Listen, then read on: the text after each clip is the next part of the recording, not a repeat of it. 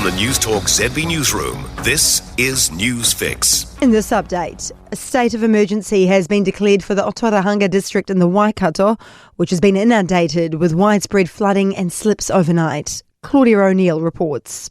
Mayor Rodney Dow made the declaration just before 1 o'clock this morning, saying the situation is serious and it's important the right controls are in place to prepare for any evacuations if needed. He's urging residents to stay home and not venture out into floodwaters. Heavy rain warnings remain in force for Coromandel Peninsula, Bay of Plenty and Tairāwhiti, lapsing between 9 this morning and 8 tonight.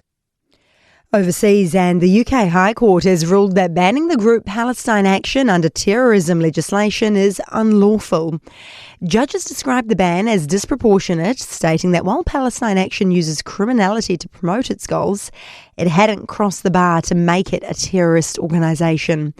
The ban on the group remains in place for now until another hearing next week. An economist says new tourism and migration figures show the economy is starting to hum. Stats NZ data shows just over 3.5 million overseas visitors came in the year to December 2025, up 6% annually. It's the first time the annual figures surpassed 3.5 million since March 2020, the start of COVID. ASB senior economist Mark Smith says it's an extremely positive sign for the economy. Numbers of Australian visitors are around record highs, and not only are numbers picking up, but also the low New Zealand dollar is certainly encouraging those tourists to spend more when they're here. And all eyes on the water, with thousands expected along Auckland, on the weather, I should say, and water, with thousands expected along Auckland's Waitemata Harbour to catch a glimpse of Sail GP today. 13 teams on foiling catamarans will race around the harbour today and tomorrow, with last year's event bringing more than 25,000 spectators.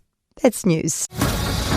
The sport, and Highlanders coach Jamie Joseph's beaming with pride after opening the new Super Rugby season with a 25-23 win over the Crusaders in Dunedin. Frustration for the Phoenix men after a 2-2 draw away to the Western Sydney Wanderers in football's A-League. Liam Lawson has finished 12th fastest on the final day of the first 2 tests in Bahrain, ahead of the Formula One season.